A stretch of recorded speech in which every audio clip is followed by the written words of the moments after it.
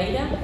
Tenemos el honor de contar en la presentación del libro con el decano de esta casa de estudios, profesor titular de Derecho Civil y Obligaciones, el doctor Leandro Vergara, y el presidente de la Cámara de Casación Penal, también profesor titular de Derecho Penal de esta facultad y de la Universidad de La Plata, el doctor Alejandro Slocar, además del autor de la obra. Agradecemos además al profesor Carlos Romanelli, quien grabará el encuentro que posteriormente se encontrará disponible en el canal de YouTube Ciudadanía. Para comenzar la presentación le daremos la palabra a los honorables invitados y luego cerrará el encuentro el profesor Raúl Gustavo Ferreira. Pues es el decano. Gracias. Bueno, muchas gracias. Muy agradecido por saludarnos.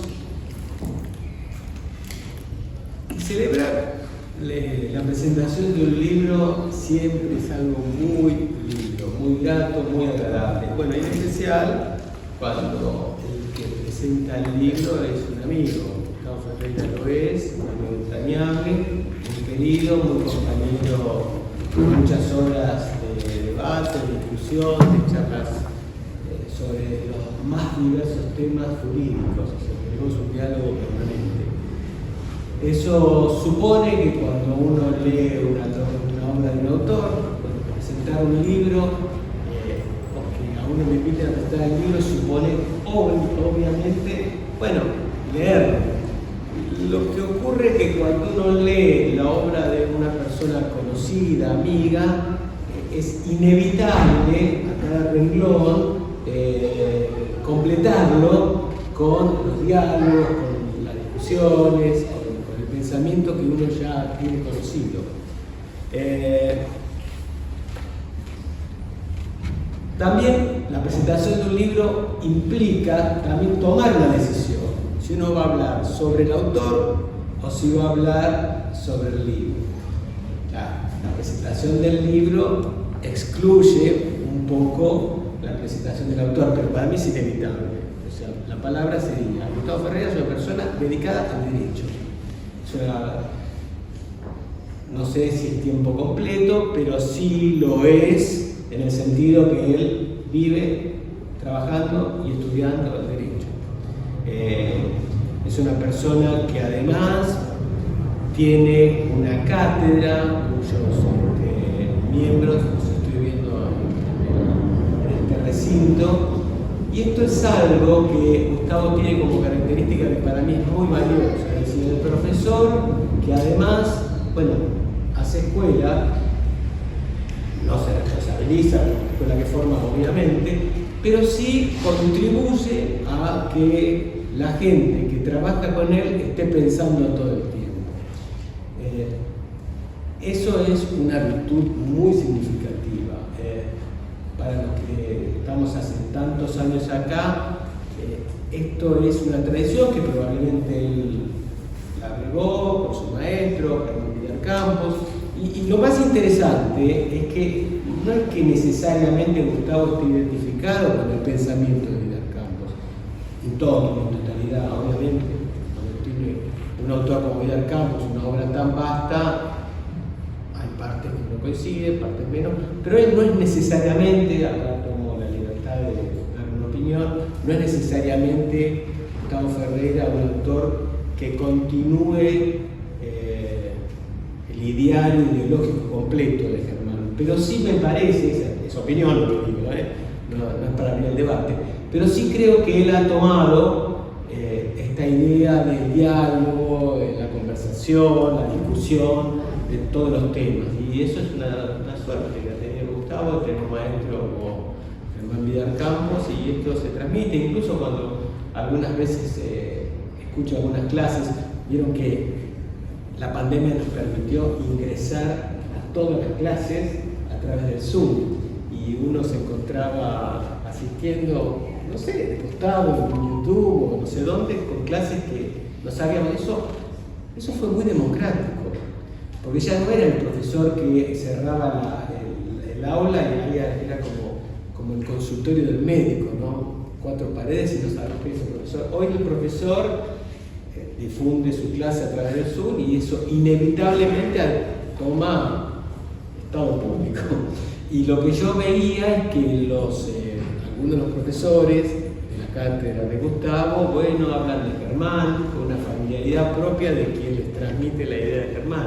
O sea que Gustavo, en ese sentido, me parece que su tarea de maestro la ejerce con mucha dignidad y con cierta humildad, lo cual permite que sus adjuntos, iba a decir, no me gusta la palabra discípulo, tan usada en nuestro medio, pero si no me gusta, porque no sé, bueno, uno se recita todo menos en la tentación. Vieron que todo el mundo habla de los discípulos, a mí no me gusta la palabra discípulo, porque me remite a una cosa que quizás no valga la pena ni mencionarla. La obra de Gustavo, bueno, es el bosquejo de la Constitución. En el bosquejo, bueno, sabemos que el bosquejo es un diseño, proyecto de una obra artística hecho de manera provisoria, pero solamente con elementos esenciales. Exposición de una idea o de plan de sus líneas generales. Tomé la definición de la Real Academia. Y es eso lo que hace Gustavo, un bosquejo. Un bosquejo que transmite ideas, creo yo, tal vez me equivoque, pero no tanto. Me parece que hay ideas esenciales para construir una teoría general del derecho constitucional.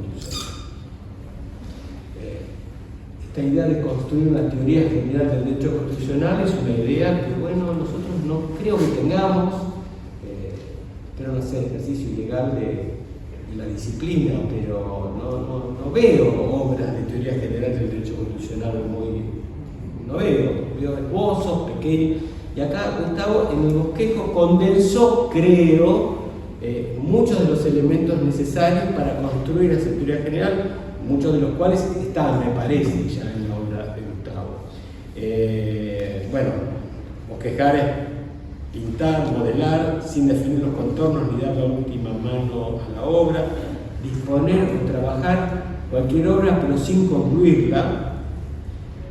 Hay títulos del capítulo que dicen ideas para, ya esto está sugiriendo esa contribución.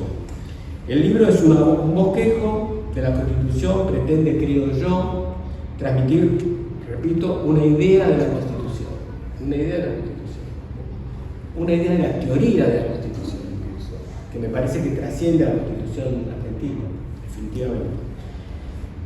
Esta acción de transmitir la idea sería no solo comunicar un concepto jurídico, que es una idea, ¿no? Y hay otras, pero hay en todas ellas elementos para el desarrollo de la teoría general. De ella se puede derivar incluso una teoría de corte jurídica normativa, en stricto sensu, diría yo, o podría derivarse una teoría.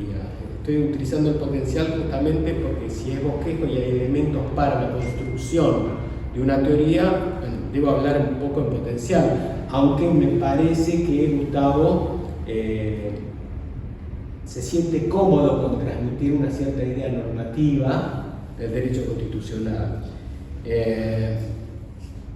En este campo de la teoría normativa del derecho constitucional, desde luego, es una teoría más amigable, más amiga de un derecho positivo, en donde es obvio que las normas deben tener autoridad.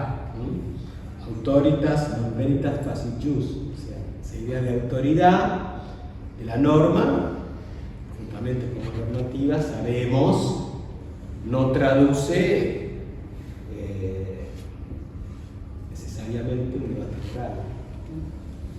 Vieron que bajo la voz, cuando uno dice cosas polémicas, bajo la voz para tratar de ser humilde ante lo polémico, ¿no? Que es lo contrario que uno a veces ve, ¿no? Cuando viene lo polémico uno pretende, digamos, exportarlo, buscar adhesiones. Yo también creo que con las cosas polémicas hay que ser respetuoso precisamente porque puede haber ideas en sentido contrario.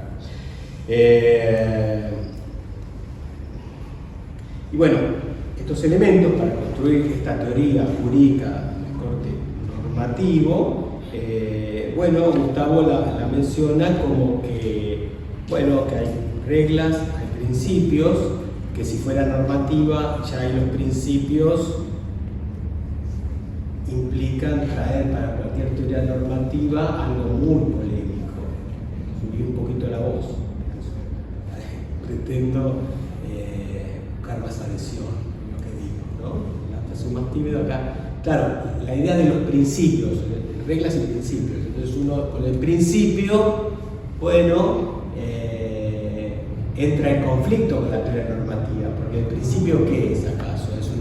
¿Es un mandato de optimización, de anexio, es no sé, una razón que va en una dirección, working?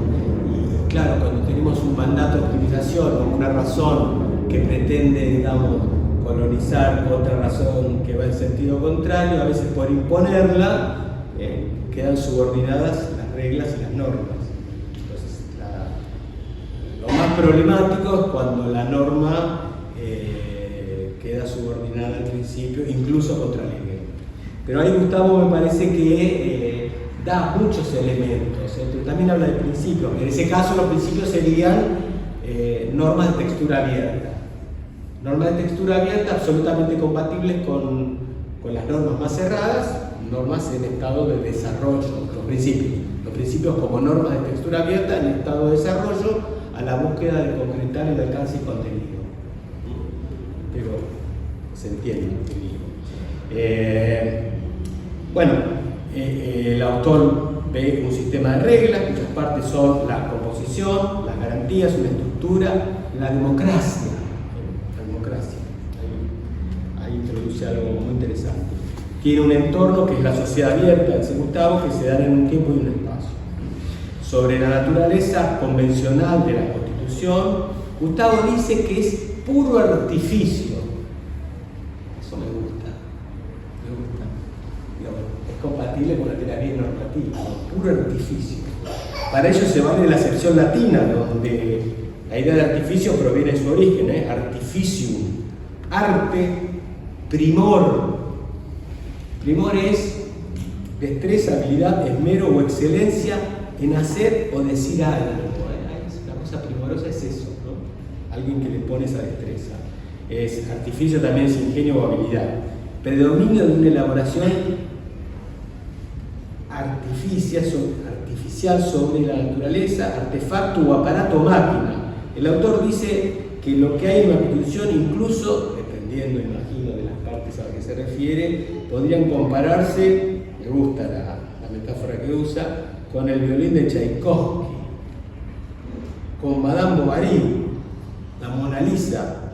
Incluso dice, está muy bien, la funcionalidad del Teatro San Martín en la obra de Mario Roberto Álvarez. Ahí Gustavo ve una poesía, me imagino, algo así, eso me gustó. Hay una cita muy agradable en la página 83 que dice: la política sin constitución es un edificio sin planos. La constitución sin política es un plano sin edificios. ¿Okay? Ahí Gustavo introduce una beta sensible, por lo menos muy sensible. Hay una serie de ideas, las voy a mencionar así, pero están extraídas de su obra. Vean ustedes, el derecho en general y el derecho constitucional en particular como una creación humana convencional. Ahí está lo artificio. El poder crea el derecho constitucional, son textuales del libro. El poder crea el derecho constitucional, pero el derecho constitucional regula el poder. La aspiración de que debería haber tanto Estado como el que prevé la Constitución. O sea, hay tanto Estado como la Constitución establece que hay Estado. La Constitución como regla de reconocimiento, sin necesidad de acudir a una norma fundamental hipotética. Ahí Gustavo hace una introducción, cuestiona la Grundnorm. Es un problema, no sé si vale la pena esta presentación meternos en eso, no lo vamos a hacer. Pero ahí Gustavo dialoga, ¿no?, con la norma política fundamental de Kelsen y hace su bosquejo también, su ensayo sobre lo que podría ser.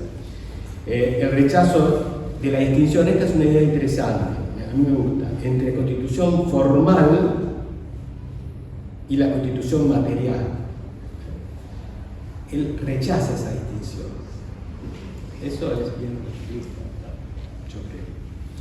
La Constitución como elemento primordial del Estado constitucional, cuyos elementos son el territorio, la relación del poder, la distinción entre un análisis interno de la Constitución, la norma en sí misma, y un análisis externo de la Constitución, la norma en relación al territorio, la población, el poder. También me gusta esto, la sistematización en 4 partes de la Constitución: simples declaraciones, derechos, bienes y deberes fundamentales, los poderes del Estado, la reforma constitucional. Constitución también como norma, dirigida a los servidores públicos y a los ciudadanos particulares. Ahí. Distinción entre creación del derecho constitucional a cargo del Poder Constituyente y la realización del derecho constitucional a cargo de los poderes constituidos. Me parece que en este textual está muy condensada la idea de la adecuación de todas las normas subconstitucionales, podríamos decir, infraconstitucionales. A mí no me gusta ni subconstitucional ni infra, me parecería que la norma que está abajo tiene menor... algunos dirían jerarquía. No, yo no creo tanto en la jerarquía, sí creo en la realización. Incluso una norma infraconstitucional o llamada infraconstitucional puede tener mucho más desarrollo que las normas constitucionales. Ejemplo, esto para los constitucionalistas me van a mirar mal. Derechos fundamentales. ¿Dónde están los derechos fundamentales más desarrollados en nuestro ordenamiento jurídico? Desarrollo civil. Obviamente en el Código Civil. Si no lean los derechos personalísimos, el honor, la dignidad, la memoria, la identidad. El desarrollo del derecho fundamental está en el derecho civil. Está bien, obviamente. La distinción entre la comprensión del derecho constitucional, que debe hacerse siempre, y la interpretación del derecho constitucional, que debe hacerse en ciertos casos. La Constitución ordena, sigo extrayendo ideas, ¿no? Ordena su propia supremacía, y en Sudamérica, la preguntamos, abre la puerta para el ingreso de los derechos humanos, lo cual conduce al problema de su ubicación jerárquica frente a la Constitución. Estos problemas, prevalencia, equivalencia, semejanza, subordinación, el signo de pregunta, y el posible margen de apreciación para la Constitución. Democracia, sociedad abierta y procesos públicos. Y la idea de la democracia.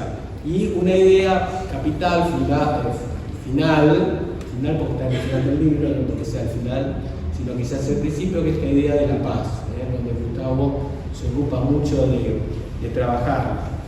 Esta idea de la paz,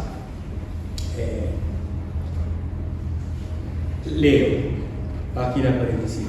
La Constitución debería instituirse como una razón para todos los hechos que anticipadamente pretende regular con la institución de sus normas. Y acá hay una cita a pie de página de Luigi Ferrarioli, con una argumentación lógica impecable, dice Gustavo, propone, esto se sabe, la constitución de la tierra, que es la idea potente, la constitución de la tierra, que consagre reglas ecuménicas más allá del Estado. Autores como Luigi Ferrarioli están pensando en la constitución de la tierra. Nosotros queremos hacer la constitución de la intendencia de no sé qué. Pero bueno, evidentemente hay como una idea fuerza de superar los regionalismos con consensos muy grandes, y esto está evocado. Y termino leyendo algo que me resulta interesante. ¿Por qué uno hace una constitución y por qué para el futuro, ¿no? Y acá Gustavo, como siempre le gusta, traer los números. Gustavo es un especialista en números. Él dice, de las 500 palabras que se utilizaron, hay 230 que fueron. Esa es una característica de Gustavo, eso a mí me gusta porque es la estadística, ¿no? Hoy un partido de fútbol, ¿cómo se evalúa? Y bueno, ¿cuántos tackles, si fuera un partido de rugby, de fútbol, cuántos tackles hizo tal o cual jugador? ¿Cuántos tiros al arco pudo haber? Y eso define la actuación, y ya está bien, porque es muy objetivo. Y miren lo que dice Gustavo en relación a los datos. Él propone una reflexión para ampliar y justificar el asunto tratado. Esto de las cifras, ¿no? La Argentina posee una constitución, la constitución más antigua en vigencia de América del Sur, dado que su texto príncipe fue sancionado y promulgado en 1853, y acá viene lo divertido. Quienes redactaron nacieron entre 1787 y 1824. En la actualidad, la abrumadora mayoría de la ciudadanía con derechos políticos nació después de 1976. Después, aquellos ciudadanos que pensaban en una comunidad para menos de 1 millón de seres humanos, y estos ciudadanos que conviven hoy en una comunidad de casi 50 millones de seres humanos, han sido y son seres que jamás conocerán en persona, aquellos. Los constituyentes del pasado han perdido la existencia con vida, mientras que los ciudadanos del presente la disfrutan en el marco de sus posibilidades día a día. El don que puede explicar hasta ahora la perduración de la normatividad de ese sistema de principios y reglas que establece la Constitución desde el pasado al presente, con seguras intenciones a futuro, se alcanza con la concepción de la máquina del tiempo dentro de los límites aquí precisados. Esta es una idea interesante que siempre que aparece, creo, a lo largo de todo el texto, ¿no? Como el derecho constitucional, quizá como ningún otro derecho, eso sí, digamos, luego la para el derecho civil, como ningún otro texto construye deberes, derechos, garantías, valores, etcétera, siempre para el futuro. Y eso es, paradójicamente, una idea muy conservadora. ¿Por qué? Porque es el derecho que tenemos antes el que va a condicionar el derecho del futuro. Casi yo diría, es lo más conservador que hay. O sea que el derecho por definición es conservador. ¿Por qué? Porque siempre juzgamos o trabajamos sobre reglas anteriores. Y eso es progresivo incluso, ¿no? El ser conservador en las reglas. O sea, no vamos a jugar a nadie con reglas nuevas. Entonces, ¿por qué jugamos con reglas viejas? Porque somos conservadores, porque pretendemos regular conductas, etcétera, con normas anteriores. Bueno, estoy muy halagado de que Gustavo me haya invitado a leer este texto. Siempre la lectura de los textos en presentaciones son exigencias muy lindas porque me obligan y me permiten disfrutar de una lectura amena, cordial, con mucha metáfora, con mucha licencia poética, diría. Así que recomiendo fervientemente la lectura del bosquejo sobre la Constitución. Gustavo, muchas gracias. Ha sido un honor y un placer poder leer y estar aquí en esta presentación. Lo voy a recordar siempre.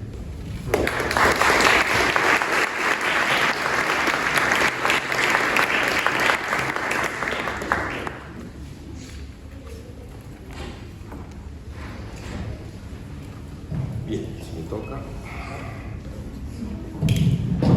Muchas gracias, muy buenas tardes. Como se impone, en primer lugar gratitud y en segundo celebración. Para mí es un muy subido honor estar en esta mesa junto a queridos colegas y amigos, decano, el autor Gustavo Ferreira.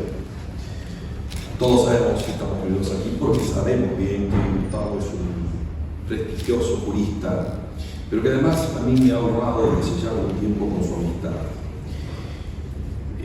inspirando muchas inquietudes surgidas de largos y amables intercambios, allí promediando los años 90, en plena efervescencia de apogeo constituyente de la Argentina, cuando a través de los inolvidables Alicia Rivera y Germán Miguel Campos supe conocer a Gustavo.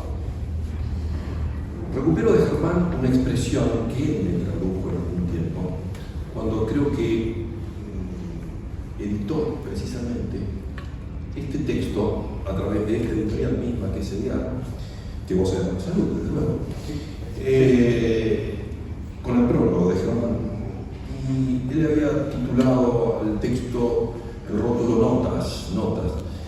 Y yo le pregunté, efectivamente, por qué notas o por qué apostillas, lo que desde siempre traduce esa nota casi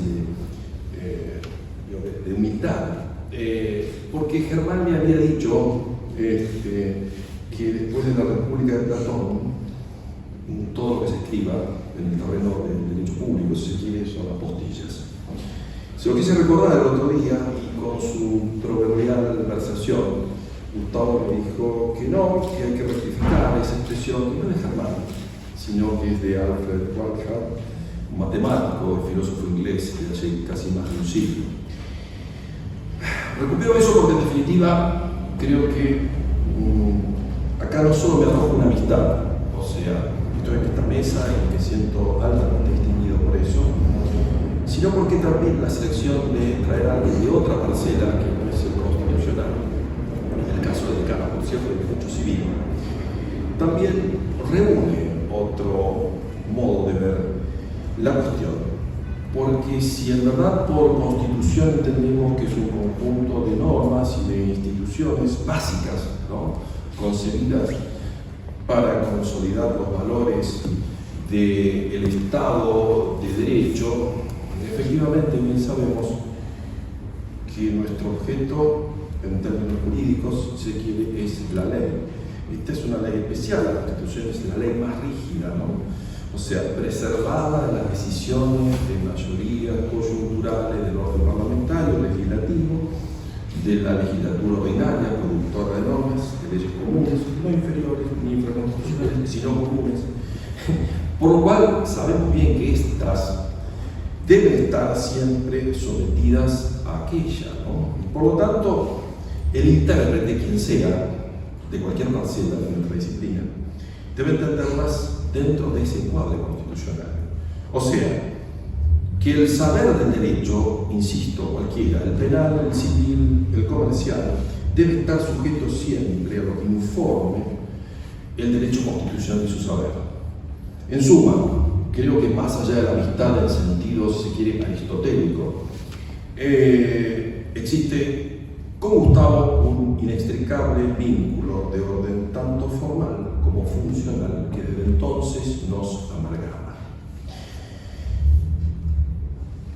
Decía, consolidar el Estado de Derecho. El Estado de Derecho convencionalmente es concebido como aquel que somete a todos nosotros, habitantes, ante la ley y se opone al Estado de policía, ¿verdad? En que todos los habitantes, todos nosotros, estaríamos subordinados al poder del que manda. En la medida que el Estado de Derecho cede a las presiones del Estado de policía, que desde siempre cualquier modelo real e histórico encapsula, pierde racionalidad, desde luego, y debilita su función esencial, que es la de la pacificación social, el derecho de garantía de paz. Pero, al mismo tiempo, también pierde nivel ético, porque en definitiva termina acentuando la arbitrariedad y el abuso del poder. Quiero decir con esto que entre el Estado de policía y el Estado criminal solo existe una diferencia cuantitativa, pero en ningún modo cualitativa. Y la renuncia estatal a límites éticos da lugar a su ilegitimidad y consiguientemente a la carencia de títulos para requerir comportamientos adecuados al derecho por parte de todos nosotros. Sigo entonces en términos de lo que me sugiere el texto. Bien se explicó en boca del decano, todo saber se manifiesta como un proceso del tiempo, el derecho lo propio. Y la definición actual de un sentido y de su horizonte de proyección, si se quiere, siempre es precedida por otras. Los horizontes cambian, ya que una ciencia con su horizonte marcado, prefijado definitivamente, está a la puerta, porque los horizontes se construyen sobre los restos de los precedentes. Con esto no quiero generar, y ahí vale la aclaración, y también bajo el tono, como sugería Leandro, no quiero generar un debate acerca del estatuto epistemológico del derecho, el valor relativo que pueden tener sus plurales, casi infinitas definiciones, ya que tampoco bien sabemos si es ingenua la definición de derecho, de ciencia. Esto reconoce una larga discusión, diría, hasta esta fecha nunca saldada. Pero en rigor me interesa ratificar aquella expresión en la que nada es ex nihilo, no se construye desde el cero. No se puede pretender construir un derecho sin tener en cuenta lo que pasa, además, creo, en las relaciones reales de una sociedad.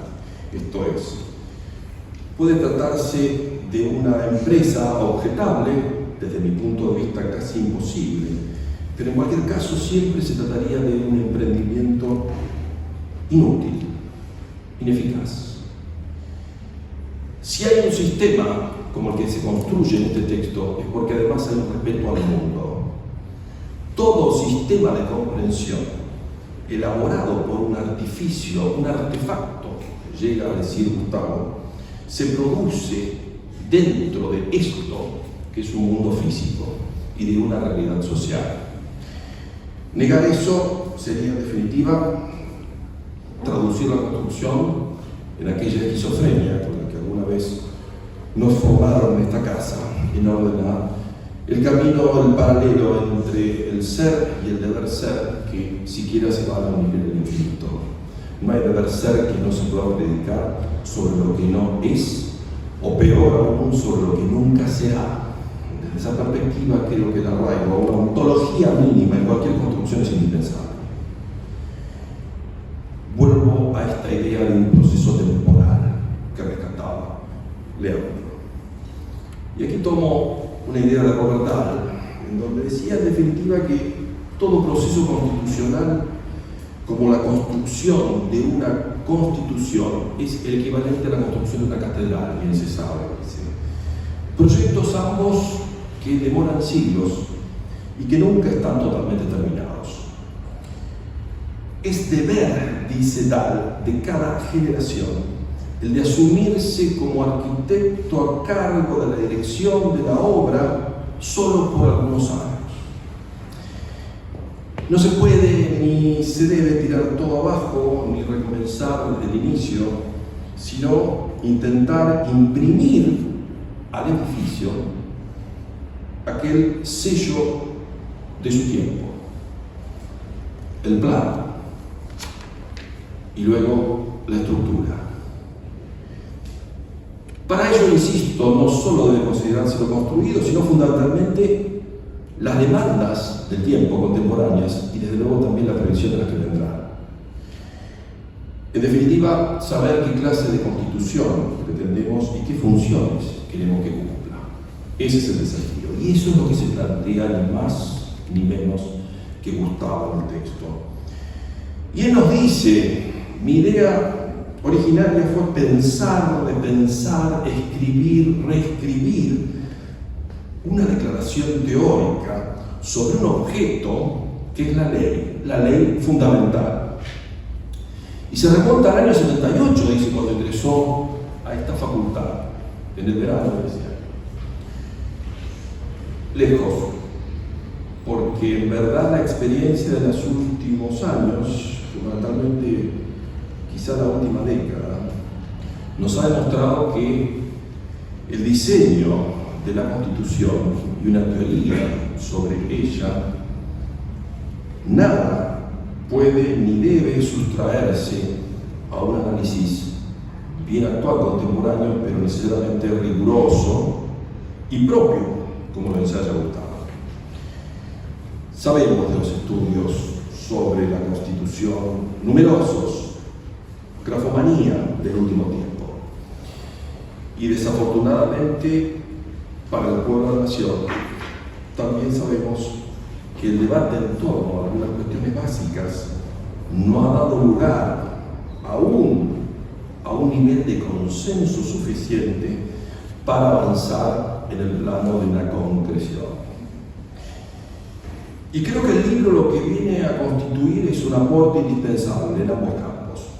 O sea, se trata de una auténtica teoría constitucional de la construcción de un sistema, o mejor aún diría, una epistemología constitucional, donde los temas, tal como se dijo, son abordados de una forma magistral, con un enfoque profundo, pero también integral, desde presupuestos de la teoría del conocimiento y además ciertas construcciones del orden comparado. Ferreira desarrolla conceptualizaciones epistémicas, en la cual viene ensayando algunos argumentos de hace años desde la academia.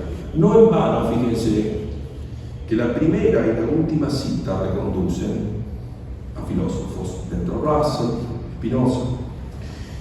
Yo diría que la obra es una magna opera iuris, o sea, los lectores van a encontrar en el ensayo una docta e impecablemente bien fundada teoría.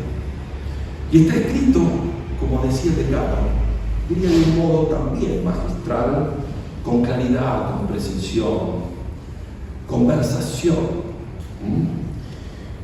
desde los presupuestos que enuncia, las 4 piezas, dice, que el sistema de la Constitución, que confiere jerarquía y validez a todo el orden jurídico, tiene que reunir. La primera, dice, es las escrituras del sistema de la Constitución que dispongan su composición, que ha de comprender hasta 4 partes, y enuncia simples declaraciones, derechos, bienes y deberes fundamentales, el diseño del poder y el proceso de reforma. Y la segunda de las piezas, donde se explica los mecanismos garantistas. La tercera, la estructura democrática, como se dijo, y la composición, estructura y garantía del sistema tendrá como entorno, dice, una sociedad abierta, una suerte de 4ª pieza. Por último, la misión de todo el sistema estará vinculada a la instrumentación de la paz, siempre relativa y ojalá duradera en la comunidad estatal. Pero no sin antes señalar que todo esto es un artefacto, está claro, un modelo para la existencia del mundo. Dice, para esta generación y las futuras, pero una construcción necesariamente humana, con todos los límites que ello reúne. Utiliza la palabra Biblia, Biblia política, que adopta de Thomas Paine. Dice, se trata de una modesta y limitada invención humana, probablemente la mejor que se conoce, cuanto menos hasta ahora, de modo de robustecer la ciudadanía y organizar la ordenación del poder comunitario. Quiero ir finalizando con esto para no restarles a ustedes la posibilidad de deleitarse con el texto y poder leerlo en breve. Diría yo que algunas cuestiones centrales ya fueron referenciadas, marca atinadamente algunos de los ejes que van a constituir objeto de debate, de seguro, en la disciplina. Remitió, se dijo, a Ferraioli y la idea de la constitución de la tierra.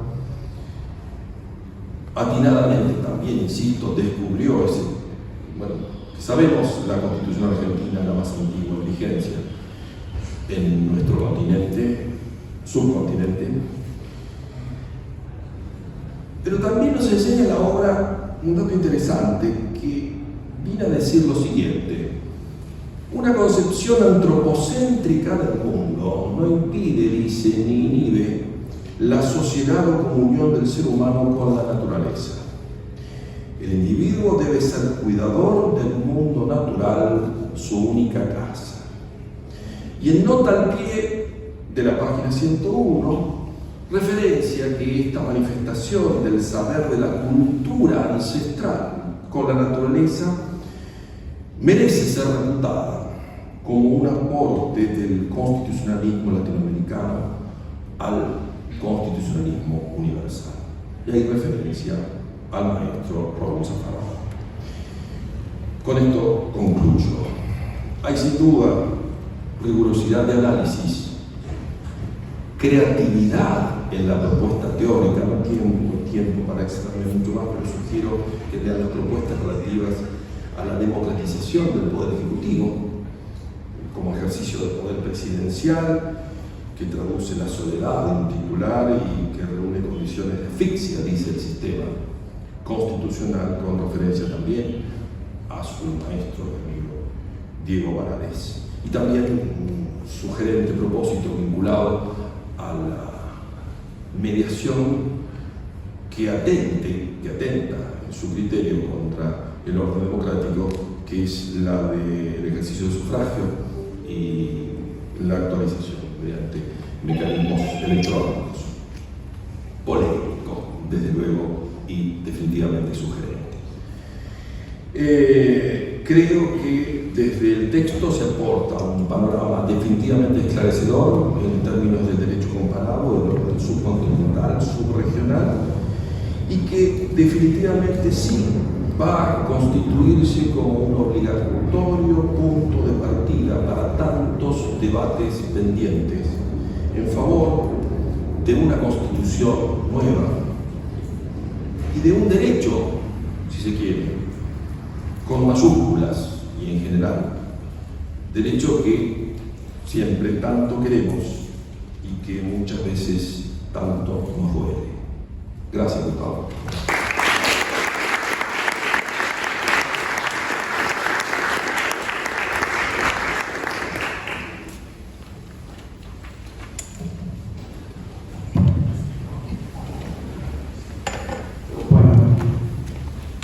Buenas tardes a todos.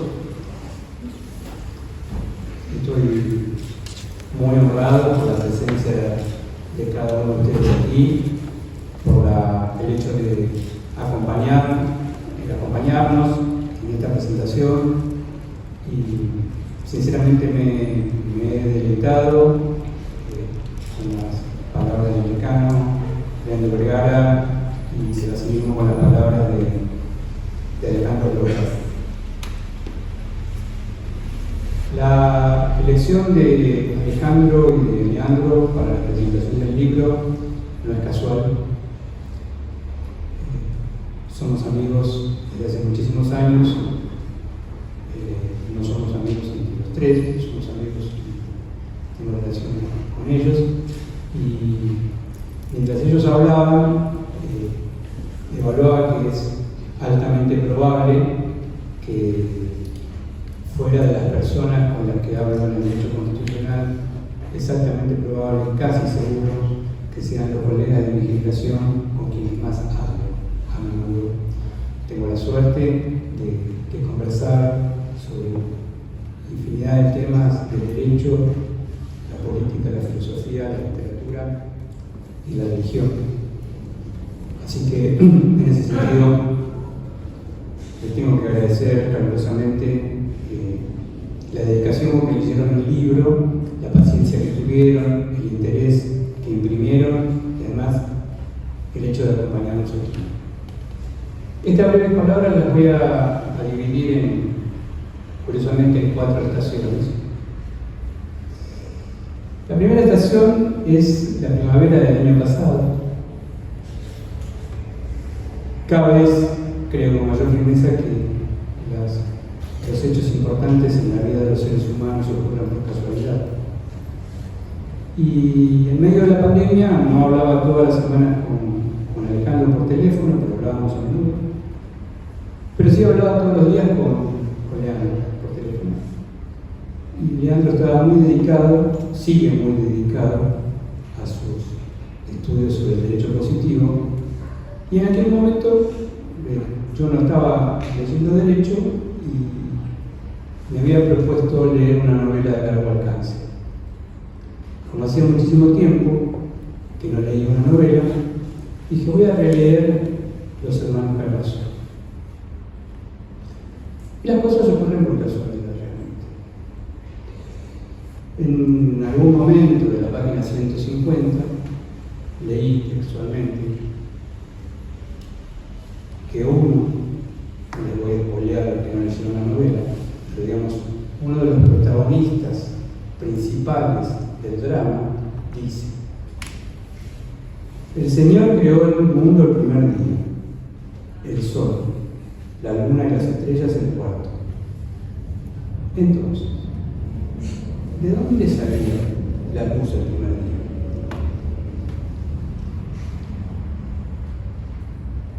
y dije, esta es la pregunta original que nos hacemos todos los constitucionalistas. ¿De dónde sale la luz y cómo se reconduce la luz? Si esa luz fue mágica, fue mala, como dijo Alejandro, ¿qué lugar tenemos para estabilizarla?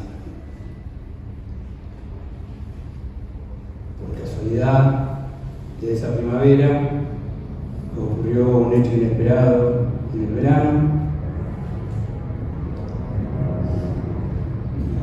Conversando a menudo desde hace con Roberto Faroni, más allá de que él no cumple lo que dice, porque él dice que hay que escribir libros de 250 páginas, pero no escribe libros de 250 páginas, escribe mucho más.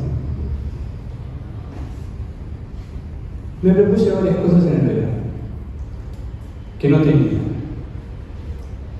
Como nunca voy a escribir una novela, dije voy a respetar cierta textualidad y extensión de una novela.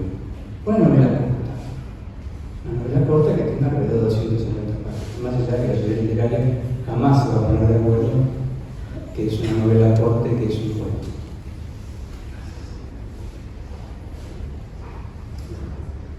Y dije, bueno, ya que voy a escribir una novela corta, voy por primera vez y única en mi vida a tener un texto que tenga un incipit y que tenga un excipit.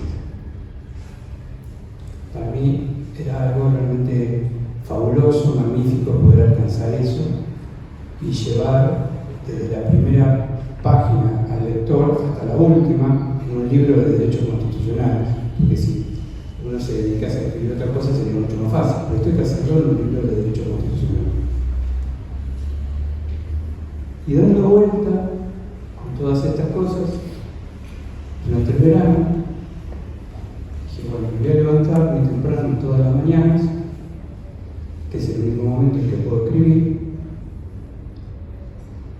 y voy a escribir una declaración teórica, no una definición, una declaración teórica sobre el objeto de Constitución en 250 palabras, y lo voy a explicar en 250 páginas.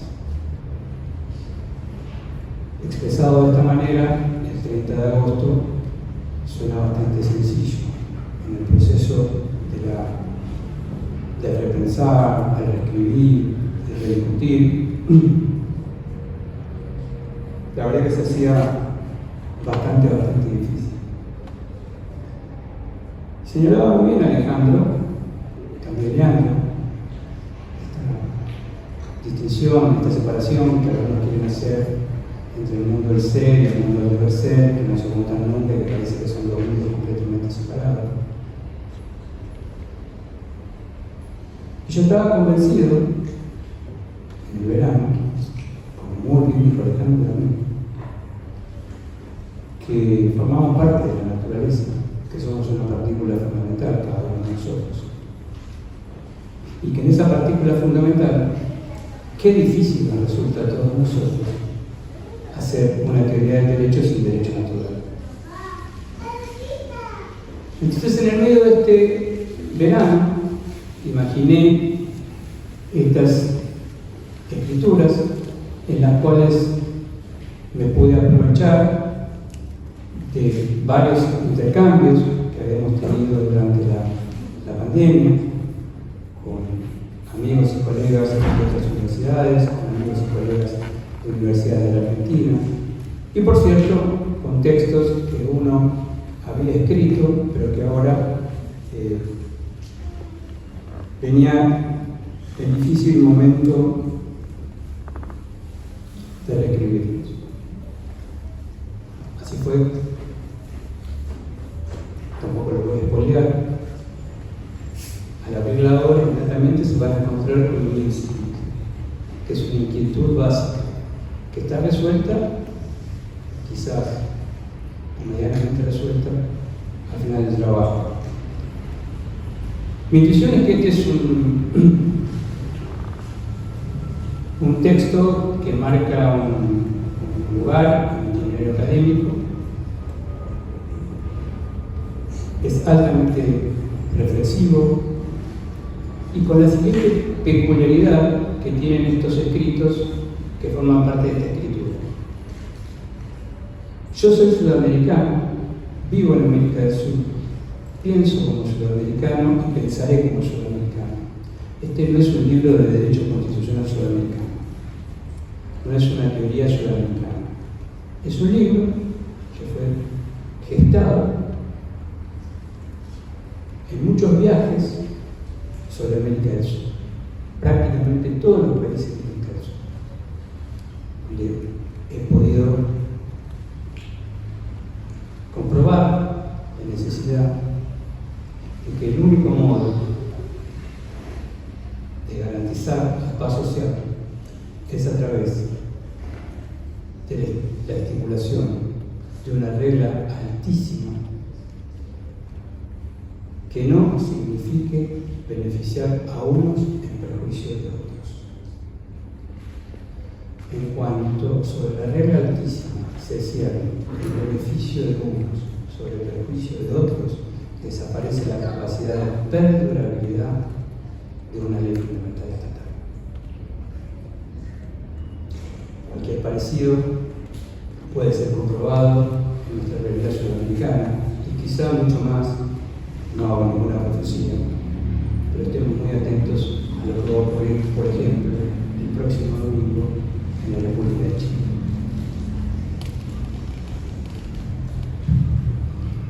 Tenía que decidir el método de trabajo para presentar esta declaración teórica y que en la declaración teórica no quede casi nada afuera. Recién fueron señaladas muy bien las 4 piezas que a mi juicio debería tener toda la Constitución. Y duplico la apuesta en este verano al intentar, creo que por primera vez en el derecho constitucional, por lo menos en el derecho constitucional argentino, la distinción de diferentes reglas en el abanico de la Constitución. Concretamente me estoy refiriendo a las reglas primarias, las reglas secundarias y quizá otro tipo de reglas. Esta idea sobre la naturaleza de las reglas en el derecho, en la teoría general del derecho, había sido abordada por Alf Ross en su tesis doctoral en 1929 y posteriormente muy bien retomada por Hart. Si bien leí a Ross y a Hart, siempre las mejores cosas que a uno le pasan en la vida son las que tiene cerca.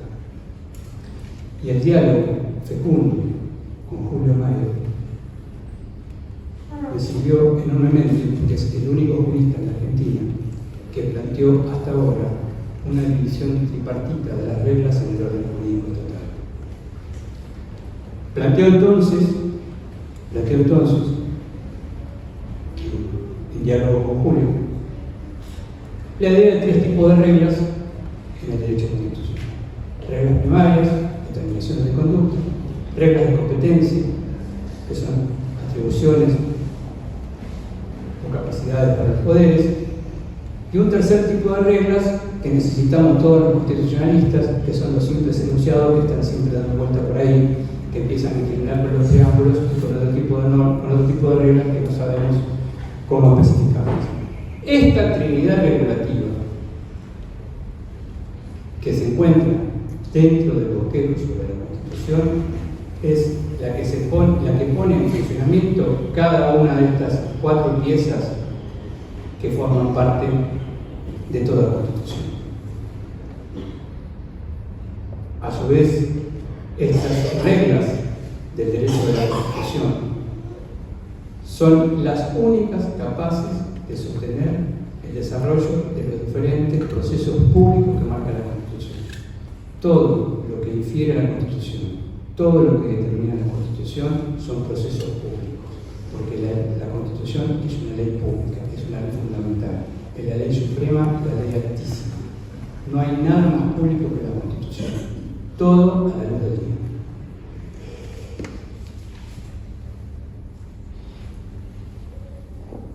la idea de la declaración teórica,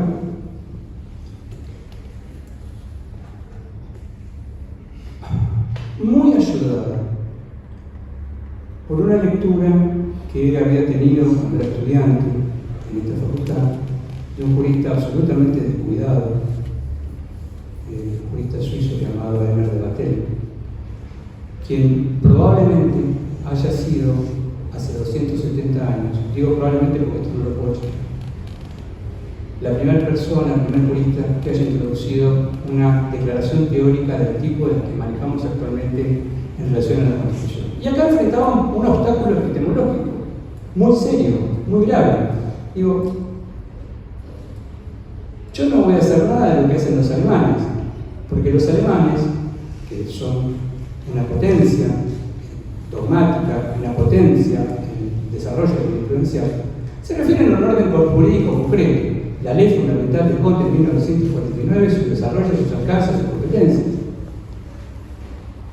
La declaración teórica que yo había hecho es una tesis pura emanada de América del Sur, y si tiene alguna suerte es para que la discutamos en algún momento los sudamericanos, pero no se refiere a ningún orden jurídico concreto.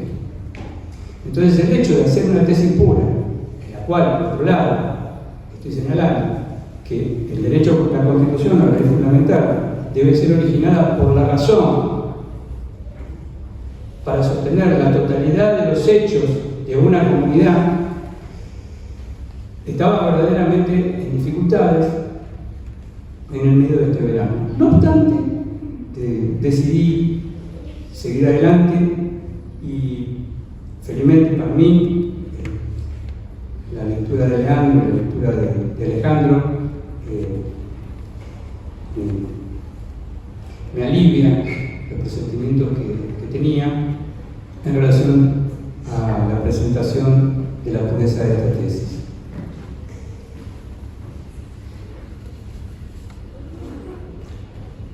Creo que además de la singularidad revelada en relación a la actividad regulativa, hay un aspecto que viene dominando mis reflexiones y mis pensamientos desde hace aproximadamente 10 años, que es la cuestión relacionada con la paz.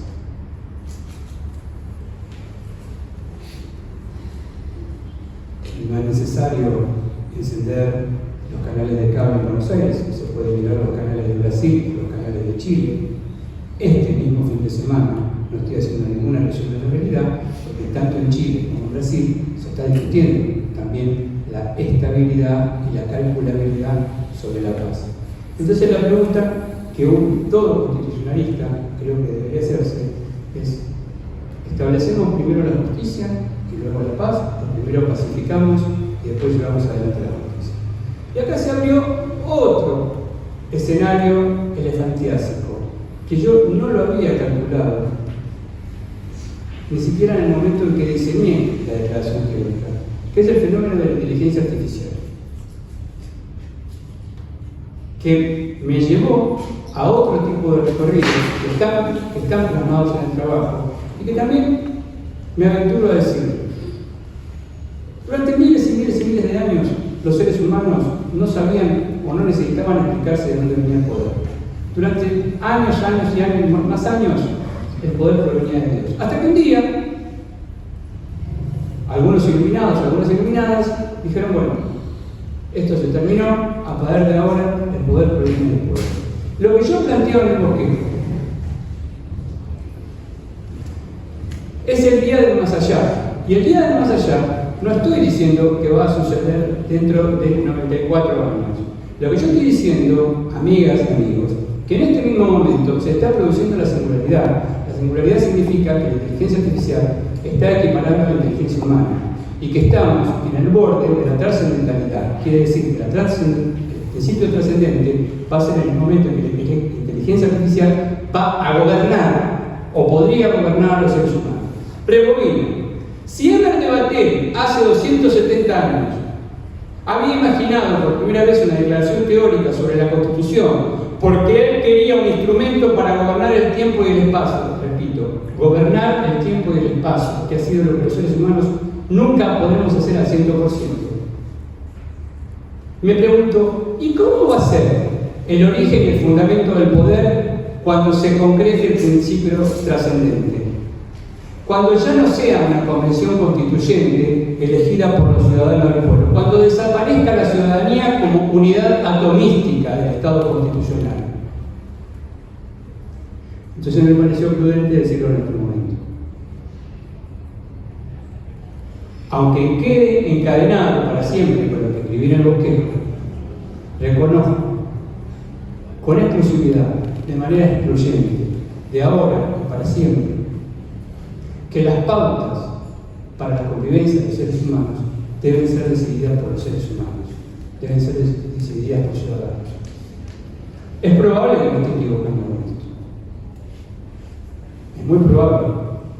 Y yo los invito a ustedes a que se hagan hoy una pregunta respecto de cuántas conductas que llevamos cotidianamente a cabo ya no están más determinadas al 100% por nosotros, sino que están gobernadas por los sistemas binarios. Porque además, lo que trae la inteligencia artificial, de la cual estoy a favor, es un sistema binario de pensamiento que nosotros no sabemos ni siquiera cómo se construye y que por lo general, presumo, no digo presumo, se va a encontrar al mando de corporaciones a los cuales muy poco les preocupa la justicia social. Entonces llego con todo este escenario a una suerte de conclusión.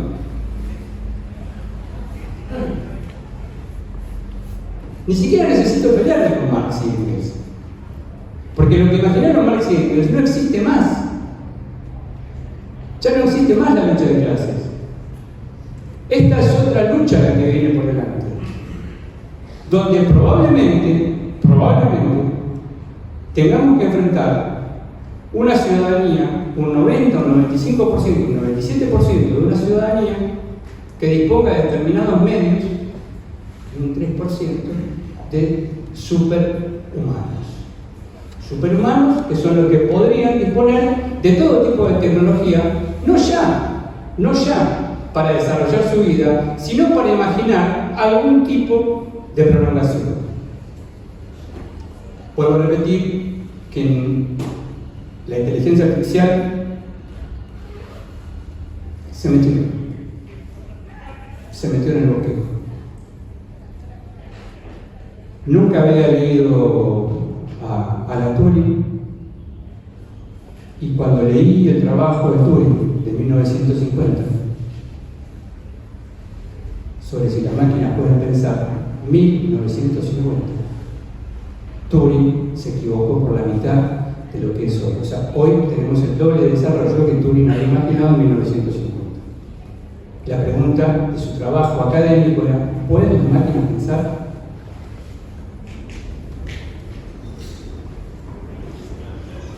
Colegas, amigos, espero que puedan disfrutar de todas las correcciones que hice durante el otoño en el bosquejo. Varios párrafos fueron y vinieron en diferentes momentos.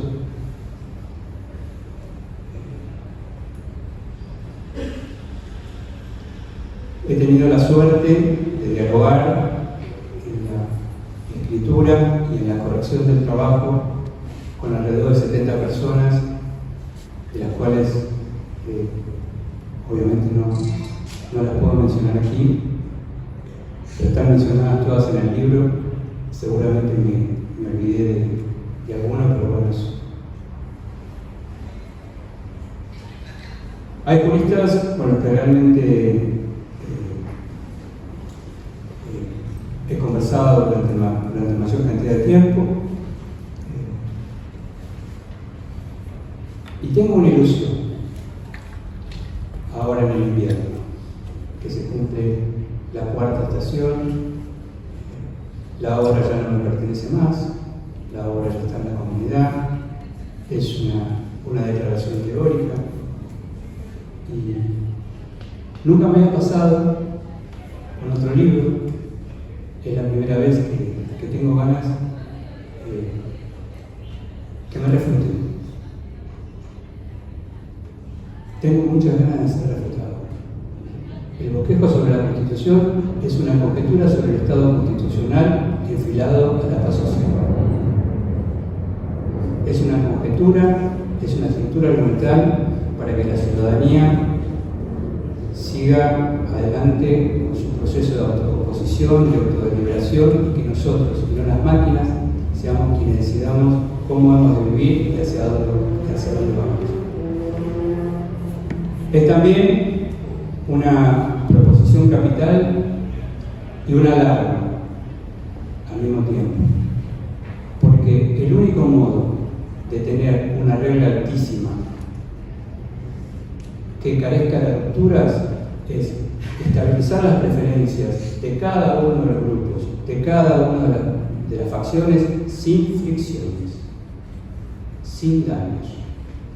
En cuanto se produce el daño al otro, desaparece por completo el principio de constitucionalidad dentro del Estado, que al fin y al cabo es una opción que todos nosotros hacemos por el Estado democrático, esa tierra prometida en la cual todos queremos vivir como en la sociedad abierta.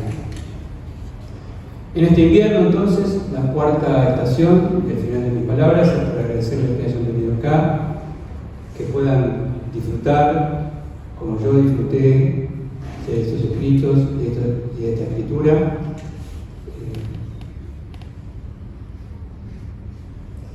E imaginarme, como decía un gran autor argentino, que lo próximo está por venir, y lo mejor, como siempre, está por venir. Muchísimas gracias y buenas tardes.